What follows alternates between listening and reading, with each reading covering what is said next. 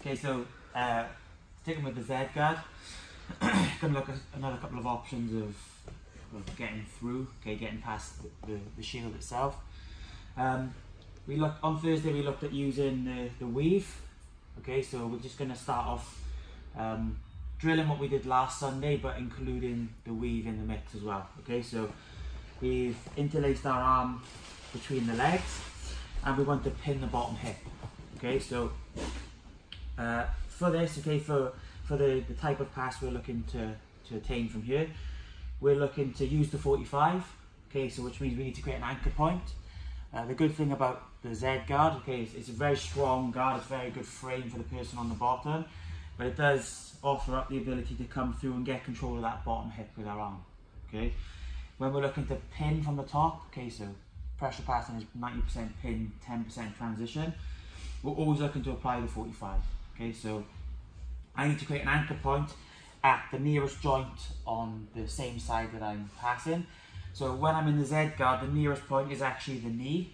Okay, but the way that it's framed and the way that it's blocked, it can be difficult to get control of this this anchor point here. But due to the gap with the frame, okay, with the Z guard itself, I can actually reach through and make connection with the hip, which actually puts my control one range closer to the pass. Okay, so control on the hip puts me in the close range. So to make sure that this is strong, I always want to make sure my wrist position is strong. Okay, so anytime my knuckles fall back over my wrist, it becomes weak.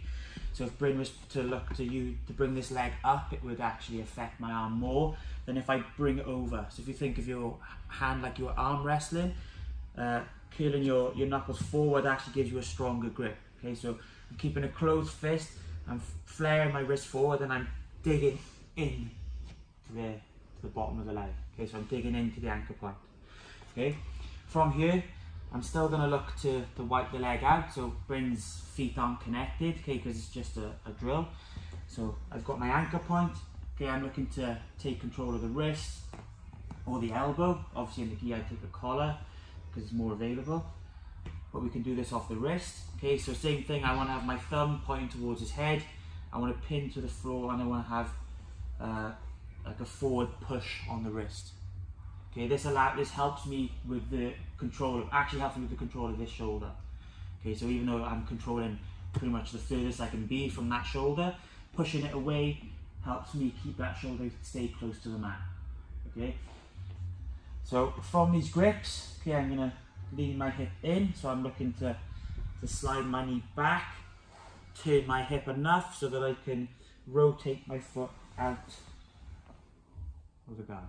Okay, so we've all done this last week, but I wanted to do it with the addition of having this connection to the bottom hip. Okay, so just wiping the leg out. Okay, so think of it as an extension of the warm-up. Everyone understand? Okay, 1, 2, 3.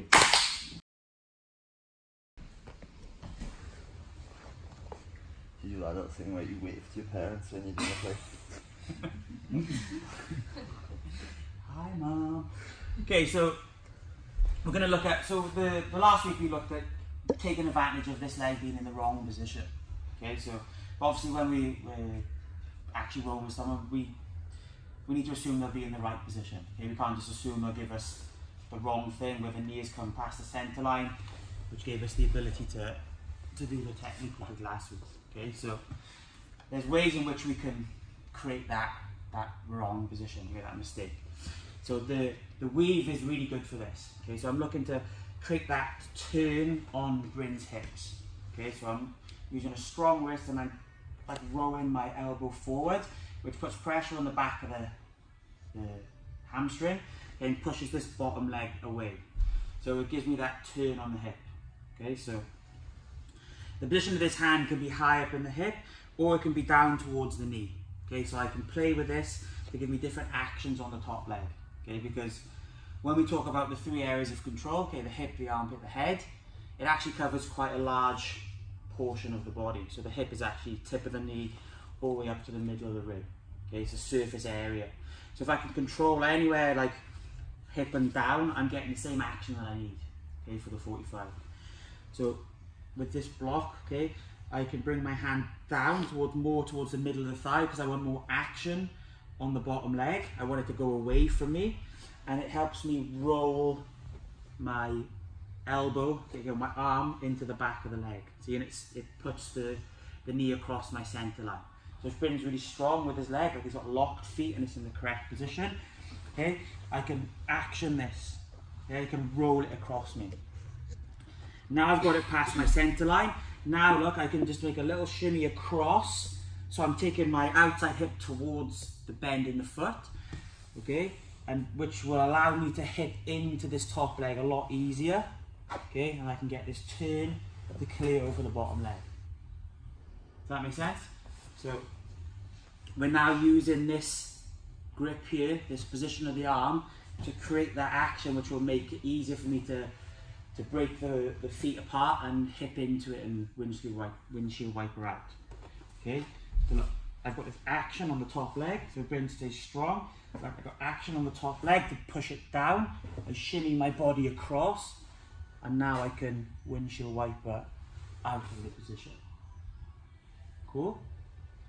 Okay, let's try that. 1, 2, 3.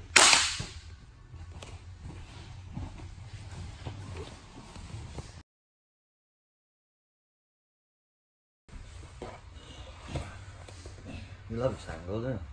Yeah, so we can. That's what she said. What's going on? Right? Is that on the camera? B-roll. It's funny if you're chuckling and it's just like going, it's just rattling. So what you would have found with that, okay, when you had a little bit of resistance, some of the time, okay, if Bryn stays strong, he can keep his legs locked, his feet crossed. Okay. So what I'm trying to do with this is I'm trying to create that action where I can get his knee to come across my stomach, and then I can use my whole body to compress the leg. Okay, that's what will allow me to get the feet to separate for me to take my leg out. Okay, but if Bryn stays strong, okay, then it gives me another option. Okay, so I'm creating this action, like I'm trying to get his leg to come across, but he's staying strong. But in the process of staying strong, like basically keeping his knee on this side of my body, this gap remains. Okay, so this is where we can look at the chain, all the things we've done so far. So I'm looking to create that action, he's keeping this gap, this position, which gives me a gap to bring my knee through. Okay, so I'm trying to get the knee to come across my body, but it's not happening. Okay, so in the process of me recognizing that this isn't going to give me the action that I want, I can lean my weight off a little bit and bring my knee through. Okay, so bringing my knee through gives me the opportunity to now go to another option. Okay, so once my knee has come through the gap, okay, my arm stays in position. Now I look to build up my base, okay, so that I can come into like this side saddle position with the knee across. Okay, when I'm in the side saddle, I always want to make sure that everything is pointing towards where the fight is, okay, the upper body. I don't want to be open like this. Okay, so I'm turning everything towards, and then this gives us the option to go to the shin slice that we did on Thursday. Okay, so again, same grip from here, like I punch my knee through. I'm always looking to get my knee to go further through the shield. And then once I've got it through far enough, basically till I get to my foot, then I can shin slice down to come out to this like crazy dog position. Okay, from here, like I'm always looking to push the bottom leg away and push the shoulder down to the floor. Okay, circle around, come back inside, finish it however you want. Okay, we've done it before. Does everyone understand? But we're looking to chain it together, you're looking to add some resistance to the position when you drill it. Okay, so I've got this weave through. Okay, I can do it all the way through with the wrist grip. Like I'm looking to get it across the body, but Bryn's keeping it strong. So I can't get it across, but I can bring my knee up. Okay, the gap is there. Once my knee is up, I want to come build my base up and have my weight coming in towards where the fight is. Okay, so I'm always looking to turn towards, punching my knee through until I can get to a point where I can weave, shin slice, and then from here, look to finish, however you want. Cool? So again, drill it, add a little bit of resistance, take it up and down depending on how much success you get with it. Cool? Okay, 1, 2, 3. How long? Okay, so another common reaction from this position when you're weaving or just in general when you're trying to beat the knees, okay, is as a last ditch effort they try to put a butterfly hook in, okay, or if someone's really good at this, they transition to it early, okay. So in a scenario where it doesn't really matter too much about the hand grips, where we've windshield wiped it out, okay, and then we travel back in, so we take the laces of our outside leg back inside, okay, and if there's no reaction now from this leg, then we can step up and start beating the knee, swallowing the inside space, controlling the head, and then there's lots of options to go to vegan mount or to windshield wiper off.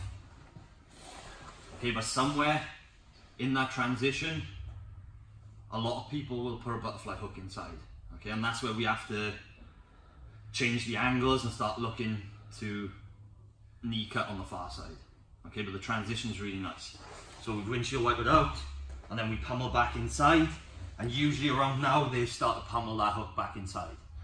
Okay, if I try and travel in this direction now, I'm going to make this hip light, and it's going to be bad news for me. Okay, so for example, if I try to dive onto the head and try to do a back step, look, he's going to flip me off. So what I need to do is travel into this butterfly hook. So when I'm here, all I need to do is punch inside space control. Okay, so sometimes people get too sort of bogged down on actually getting like a really deep underhook to go. All you have to do is punch the inside space. So you just need to win the inside space and then close the distance down with your shoulder. So there's no point me just putting my fist here and then being upright and doing this, because only to win that inside space back. So when I'm traveling across, I travel up my partner and I connect my chest to his chest like Velcro. Okay, so you want to really open yourself out and connect. My knee is going to come from one side on the hip, and the direction is to the far side armpit. You never want to direct it to the far side hip. Okay, because working on that 90-degree plane, this knee is going to come into play all the time. So if I punch the inside space and I go here, look, I'm going to get caught in the Z on the far side. So what I want to do is beat that section. Okay, so we actually go up towards the armpit. And what that allows me to do is melt my chest forward straight into Omid's chest.